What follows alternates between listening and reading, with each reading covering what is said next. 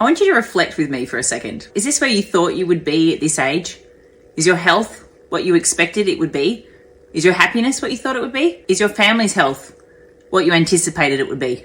Now, the reason why I want you to reflect on this is because if there's changes that you want to make within your health, within your career, within your family home, within your routines, the way you show up in the world, then you have to change the way that you think, because your current thought patterns have got you to exactly where you are today. The habits that play out in your life every single day are a result of your current thought patterns. Your routine, or your lack of routine, is a reflection of your current personal standards and your expectations of yourself from day to day. Now, if you want to change who you are and you want to up the ante, you have to raise your personal standards. You have to expect more of yourself. And that means that you can't continue to have the same mental patterns and expectations of what you have of yourself right now. Otherwise, you'll continue to get the same results. It's not about acquiring more information. It's not about having someone else tell you some quick fix plan. It's actually about changing your mind, the way that you think, and the way that you perceive yourself. Now, women talk to me all the time about how they want to be someone who changes their habits. They want to be someone who exercises consistently. They want to have better relationship with food. They want to be a better role model to their kids. They want to be more successful in their career. They don't want to be as stressed from day to day. But their approach up until now, and when they're trying to change their lifestyle, is that they just gain information and they just expect that they're going to put it in and it's going to fit for them, it's going to work. But they're never really assessing what it is that is the real cause of the issues. Why is it that they're not committed? Why is it that they lack motivation? Why is it that they let themselves off the hook with excuses?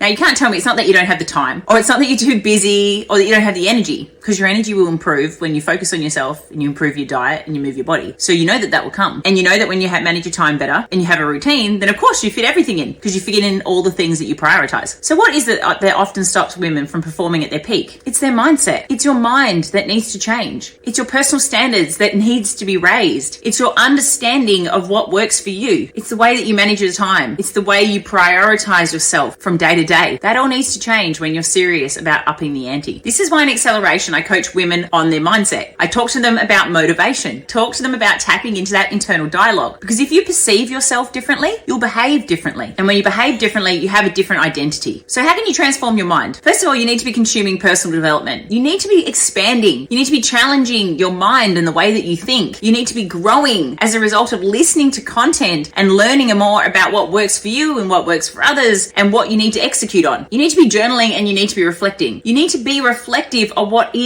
and isn't working for you, and then being trying to change your practice. You can't just allow yourself to stay in that rat race and change nothing and yet expect something to change. You need to be completing gratitude practices. You need to be pulling the negative thoughts and the negative weeds out of your mind so that you back yourself more. And you need to be reading books, upskilling, growing, mentally acquiring new skills. Now, of course, Acceleration is approximately 150 hours, and this is what I get women to do. They do gratitude practices. They do meditations. They're listening to content. They're reading blogs. They are put through a course which teaches them to make this a part of their daily practice. So don't expect anything to change within your life or within your daily routine or how you manage yourself or your relationship with food or your ability to stop making excuses until you start to change your mind. Slowly, as you expand, as you read, and as you reflect, you'll change your expectations of yourself. Your standards will raise, and as a result of that, your reality will change. And that's what changes your life.